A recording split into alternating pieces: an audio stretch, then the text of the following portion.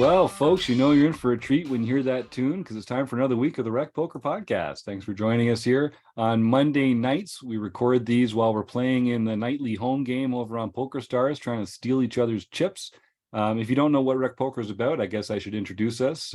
We are a largely volunteer-based organization. We're recreational, thoughtful, amateur poker players who just love having fun with this game of poker. We study together, we learn together, we learn from each other's mistakes, we celebrate together. We have a great time doing it, and you can get a free account by heading over to rec.poker today. All it takes is an email address and a smile. We insist on both. I have to thank our sponsors, the Running Aces Hotel, Racetrack, and Casino. And I have to thank the Wrecking Crew, because we couldn't do a dang thing over here if it wasn't for the men and women who pour their hearts into what we do at Rec Poker. No one does that with more fervor and enthusiasm than the Wrecking Crew. It takes a crew. And if you want to find out more about me and the rest of the Wrecking Crew, you can go to rec.poker/crew. But listen up, because you're going to meet a few of them right here tonight. I'm Chris Jones. You can find me 5B5 on Twitter or 5x5 in the Poker Stars home game. I'm Kim Kilroy, PetVet or PetVet 33, most places, Fergie 56 in the home game. I'm Rob Washam, and I'm Radman 50 just about everywhere. I'm Taylor Mass. I'm at Taylor_Mass on Twitter, and Gopherboy TJM in the home game. And the Wrecking Crew, like I say, they are very active participants in all of our learning material, the study groups, the book studies, the strategy discussions, the play and hangs. These are the people that make all the magic happen. But the other people that we depend on so immensely are our premium members. One of the perks of being a premium member is that you get to jump in here on the forums editions of the podcast every week. This week, we've got Eric Anderson in the house. Regular listeners will be very familiar with Eric. He's a prolific poster in the forums and an insightful guy who has been sharing his thoughts on various poker subjects in our study groups along as we go, including the book study, which is something we're going to talk about today. But Eric, thanks for joining us on the show. Why don't you tell folks where they can find you in the home game? Hi, I'm E. Anderson85 at rec.poker and in the home game. Right on. Well, thanks for joining us, Eric. We are going to be looking at a post tonight from Rob Washam that sort of I'm going to take you guys behind the curtain a little bit into the book study. So we run the book study here. Rob's been doing this for quite a while now. We take all sorts of great poker books and we review them together under Rob's guidance. He puts together these slides chapter by chapter. He leads these conversations that we have every 2 weeks. And he also runs the forum where we get to share a lot of cool files and images and charts and databases and that kind of stuff that help us really get to the bottom of what we're studying each month in the book study. So Rob, you put up a post today. We're doing the Poker Brain by Matt Matros.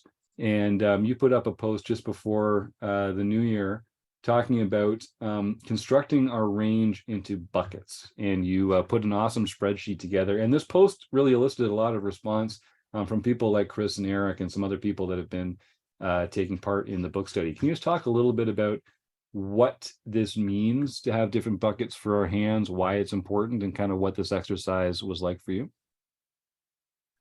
And you are in Somsky mode right now, which is our way of saying that people are muted. Sorry. Yeah, we were going through optimal play concept 2 in the Poker Brain our last session, and there was we brought up the term that Matt Matros brought up called buckets, and it's not a unique concept. I mean, we talked about that a little bit in modern poker theory. We talked about equity buckets. So it's the same type of thing.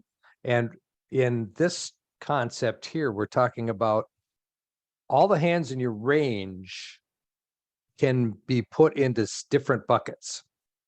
So there's buckets of hands that you're going to play exactly the same way, regardless of the circumstances, let's say.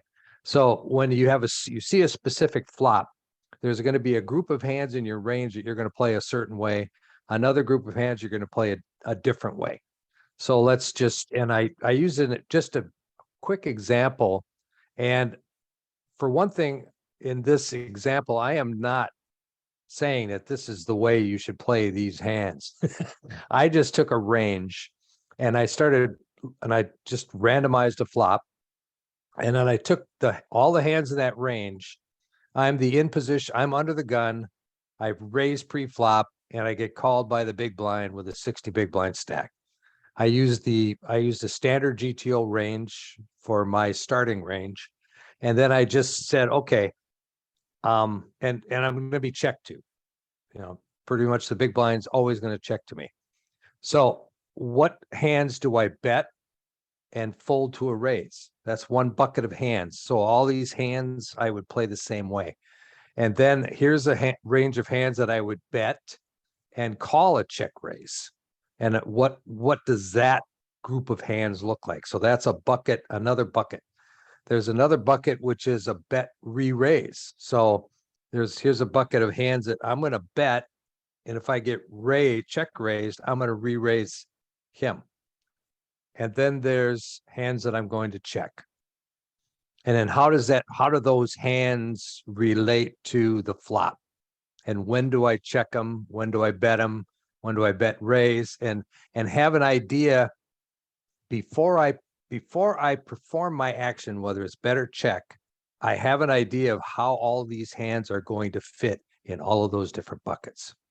Yeah, that's the real key, it seems, Rob, is for each decision point that you're going to be faced, having an idea, just kind of like looking down the road a little bit so that you can anticipate, because you get to this point with your entire range of hands that open from that position pre-flop. So you've got a pretty wide range at this point, and then you're just kind of deciding in advance, what am I planning to do with the different parts of this range? And so you put them into buckets. So I like this idea of there's only so many buckets that you could need according to any given spot. And you lay it out here. When you're checked to, there's the hands that you can check behind or the hands that you can bet. Those are your only options available to you. If you check behind, that's the end of the decision point. Now you get a turn, you get new information. Now you have to start thinking about a new starting range and the new buckets that you might introduce at this point. And then when the part of your range that bets, and I think this is the spot that people get, I don't want to say they're not lazy. They're just not thinking far enough ahead to anticipate, well, sometimes when I bet, they're going to raise me. And how are the different parts of my range going to respond to that raise? And if you don't have an idea in your mind already, then you can get put into an uncomfortable position because, people say this all the time. It's like, I made the bet and then he raised me. I'm like, what do I do now? Like, well, that's something you should have thought about when you made your bet, because it's one of the very predictable outcomes that's available to our opponent. So Rob, is that the basic concept that we're talking about here? That's basically what Matt Matros is using as a way of the optimal play concept number 2 is called think ahead. And so the way you think ahead is by taking your entire range and breaking it into these buckets so that you can anticipate what you're going to do with those specific set of hands. And the key again is, I think a lot of people think in terms of their hand. What am I going to do with this hand? When in reality, you need to be thinking about what you're going to do with your entire range. And then there's a range within the range that you're going to play in the same manner. So by doing that, you make yourself less predictable than you would if you weren't taking this approach. And so how do we, and I'll open this up to the entire panel. So like Chris, you responded here and you kind of listed out the different hand combinations that you might put in the different buckets here. I think people kind of understand intuitively, well, my very strongest hands, I'm going to play for value, and I might raise if they might, re-raise if they raise, or I might decide to trap based on the board. Their weakest hands, they're probably going to fold or check behind. How can we kind of decide what to do with some of those middle hands, and like how important is it to have a certain number of them in each bucket? Do we need a bucket for each one of these and that kind of thing? Chris, when you were looking at these particular hand combos, how did you decide which ones to put in which buckets?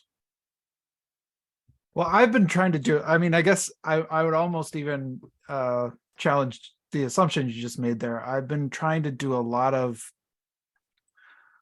work with, and this has been changing the way I think about these spots, but kind of the idea of reverse hierarchy. So that like on the example that we were given was an 8-high flop. It was a flop.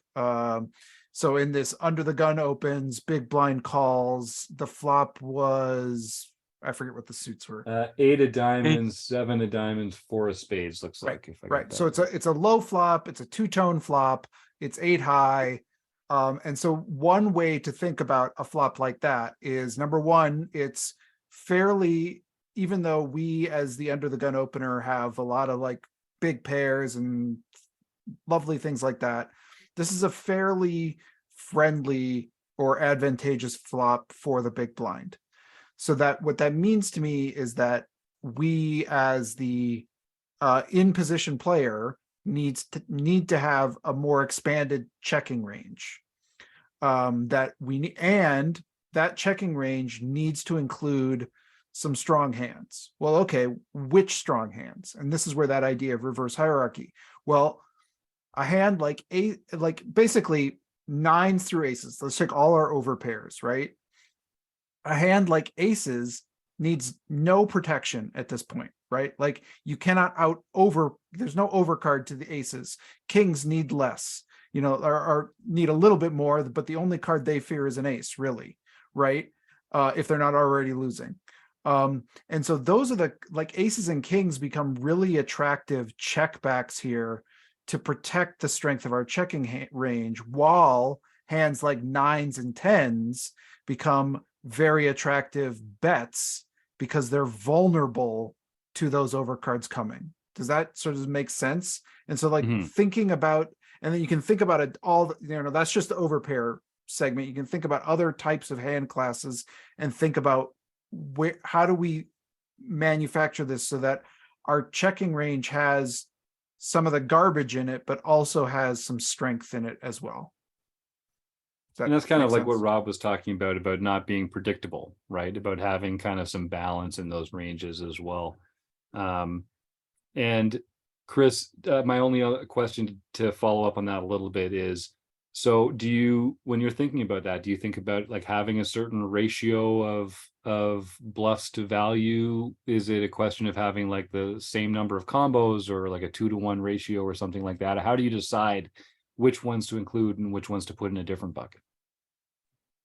Yeah, I mean, we should, the more aggressive actions that we take, the more those, should start to weight towards value. We still need bluffs in those ranges, but we need to weight them. The more aggressive we get, the more, like if we're re-raising a raise and that kind of thing, that needs to start to weight more towards value, because it's gonna narrow our opponent's range as well. Was that your question? Yeah. Okay. Yeah, I think so. Another thing to think about in making up that ratio, I guess you could say, is the size of your continuation bet. Will have a lot to do with the ratio of value to bluffs that you should have in your range. And that's funny because we talked about that in optimal place concept number 1. We talked about, or just right at the beginning of the book, we talked about what are your bluffing ratios based on the bet size. And we have actually a post in there about that too, that I think Garrick put some stuff out there on that too. So this is some of the major concepts that we've been talking about each month. We've been kind of throwing some stuff out there on the forums. And so, yeah, I think the bet size is the most important consideration when you're determining how much value to bluffs you should have in each of those buckets. That's a great point. And also, we can take the same process and use it in a completely different part of the game too. Like pre-flop, there's a lot of opportunities to think about different buckets. When you're in a situation where, let's say, you're opening the pot from middle position or late position, you have a full range of hands that you're going to take that opening raise action with. And then just like in this situation, you should have already in mind an expectation of, okay, if I get 3-bet from someone from the blinds, for instance, here's some of the hands I'm going to fold. Here's some of the hands I'm going to call. Here's some of the hands I'm going to 4-bet with. And the hands that are in those buckets might change depending on, okay, am I in position or am I out of position? Who is the opponent? What are the stack sizes? Where are we in the tournament? But the buckets remain. You're still going to have those options available to you. And when you make that opening raise, you should really be thinking about which, where are these hands going to go? Every hand in your range has to go into one of these buckets eventually. So thinking ahead a little bit can save you that uncomfortable moment where you're facing a raise and you're like, oh, I don't know. I have no idea what to do with this exact combination of hands that I see in front of me right now. Eric, did you have a comment there? It just kind of goes with, look to your left. Mm, You know, if I'm gonna raise this 7-6 suited, I look to my left and this guy's 3-betting every hand. Maybe I'll call with 7-6 suited, maybe not, but hmm I know what I'm getting into when I know he's gonna 3-bet me. And another thing about the buckets, the easiest way I understand the buckets is just looking at a solver output. You know, we've been trained to do these 1/3 pot bets, 2/3 pot bets, fold, and all in. Those are 4 buckets right there, hmm just for our opening range. And then we go on to the flop and we have 4 more buckets. But just look one card ahead. If I'm going to open this hand, what does my flop solver output look like? Yeah, I like that. That reminds me of a comment that Nate Mavis would make on the Thinking Poker podcast from time to time when he was sort of deciding what action to take next. Because Rob made this really good point about the ratio of bluffs to value hands in your range having to do a lot with the size of the bet that you're making. And you might find yourself in a spot in a game of poker and know that to put the right amount of pressure on your opponent, you need to use a bet size or a raise size of X. And if you're going to do that, then here are the range of hands that would be profitable to include in that range. And then you look down at your hand, you're like, hey, well, is my hand one of those hands? Because if it's not, then it's actually, you're not, maybe you need to think about putting it in a different bucket right off the beginning. You don't actually have to have a range for every action. You can also say, like, I'm just not going to have a range of hands here that opens and folds to a 3-bet because I only have 8 big blinds. So I'm only ever going to have hands that I'm only going to open and fold, or I'm going to open and shove, and I don't even need to come up with a bucket for some of those other scenarios. And we see this when we're given the opportunity to open the pot. We could limp, but usually we don't create a bucket for that. We just kind of put all our playing hands in an open raising hand bucket, as it were, an open raising range. So it's not like you have to have every root, every branch of the decision tree covered, but every hand that you choose to play, you should know what's going to happen to it down those different branches. You should have a plan for what's coming, what the different options will be. Rob, do you want to send us off with any other? I think what Eric said is really an interesting way of looking at it, because he talked about understanding how the solvers would play that range, which should inform you as to what buckets those hands belong in. And I believe what Matt Matros is doing here in the Poker Brain is trying to get us to think like a solver when we're doing these things, because that's really what a solver is doing, is putting all your hands in your range into different buckets. They're gonna, you're gonna raise, or you're gonna c-bet 70% of the time with this hand, and there's like 8 hands that are all the same. And then you're going to check 20% of the time. And so the solvers have those frequencies already solved. And what Matt is trying to do is trying to get our brain to think like that, so that we're thinking in buckets like a solver would think. So I think what Eric said was very, very intuitive, that that's what we're trying to do here. Chris? Can I just, and the thing that I think is important, because I hear that, you know, like, well, why would I need to think like that? Like, why, you know, I have pocket nines right now. I don't have pocket aces. So why does it matter how I would play pocket aces when I have pocket nines? And there's an 8-high flop. I've got an overpair and I've got pocket nines. I'm just going to play my pocket nines how I want to play my pocket nines here, right? And like, why does it matter how I play these other hands? But it does actually matter, because if you don't have a sense of how you would play all those other hands, it's hard to represent them, and it's hard to think about how you're representing them when you're getting to later streets. You know, how would you play if you know, maybe the aces and nines isn't a good example, but you know, if a jack comes, right, that's going to change the dynamic of you know, which hand is scared of that jack, right? The nines are and the aces aren't, probably.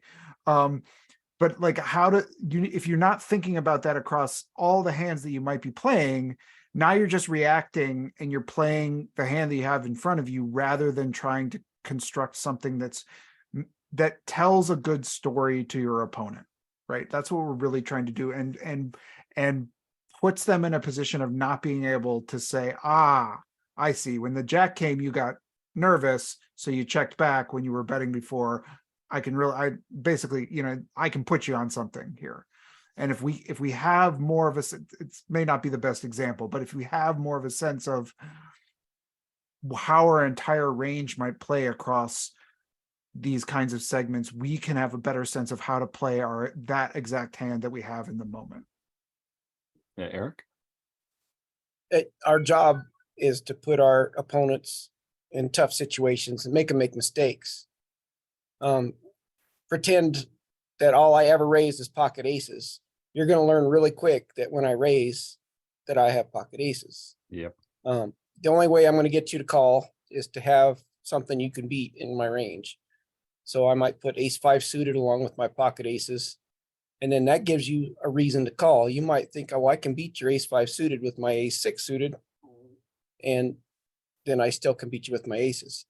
And then you just balance that with your bet size that we covered in chapter 1 of this book. Yeah, but it's important to have a bucket that has both value and bluffs in it. And it's easier to do that off the table and kind of think about it before you're in the situation where you have pocket nines and the jack hits the board. What do you do then? Yeah, and I think I like what Eric said earlier about sort of thinking about it like a solver. It's not like we need to have an infinite number of buckets, but if you set up a solver, usually the way it works is you'll give it 3 sizes, or you'll give it the ability to check or to bet in 2 different sizes. Those are buckets. That's basically what we're doing. We're saying, okay, so pick some hands that you're going to check with, some hands that you're going to bet 1/3 pot, and some hands that you're going to bet pot.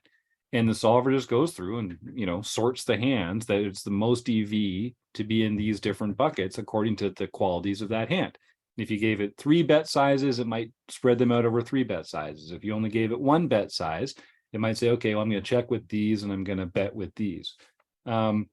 That's exactly what we should just be doing ourselves in our minds. It really just comes down to how many different responses do we want to have to any particular decision point, and which hands should go in each of those ranges, in each of the ranges of those responses. So that's really all it comes down to. It's just kind of like mapping out the game tree a little bit and thinking about the very predictable circumstances that will come up. And that makes a big difference. And I think I like what Eric said too here. It has to happen off the felt, because you don't have to have all this stuff solved before you get to the table, but you need to have the rough idea figured out so that when you get to the table, you can actually really just pay attention to the hand in your hand, because you've got a lot of that other stuff kind of happening automatically in the background. And you don't need to, in the moment, figure out exactly how you'd play every combination of hands that you could have there, but knowing how your range is going to be expressed through these different decision points it'll make it easier. You'll be more confident. You won't give off as much information. You'll be less predictable to play against. And those are all good qualities when it comes to winning poker tournaments and cash games. Well, any other thoughts here, folks? That was a really good conversation. If you want to learn a lot more about this, come join the book study with Rob. It's every 2 weeks on the first and third Wednesday of the month. And even if it's too late to get in on the ground floor of The Poker Brain by Matt Matros, we're going to be doing a new book in the spring, and all the sessions are recorded and they're in the archives here at Rec Poker. And you can also go into the group discussion area in the forums here and look at all the old slides, a lot of the forum posts and comments, the spreadsheets and images and documents and things that the members have put up there to help share their ideas as we explore this material. So do go check it out. If you want to try Rec Poker, your first month is only $5 if you use the code Rec Poker at sign up. And after that, it's $15 a month, and it makes a big difference to us. And I think Eric Anderson will tell you, it gives you access to a lot of this other training material out there that you just can't get as a community member. So we got a thumbs up from Eric there. Thank you, man. And I guess without further ado, I want to thank all our premium members for their support. And of course, the Running Aces Hotel, Racetrack, and Casino, without whom we couldn't do what we do. Everyone on the Wrecking Crew who puts their time in here every month, every week, every day here. But mostly you, the listeners, because we do it all for you. So thanks for sharing. Thanks for having fun. And we'll see you next week.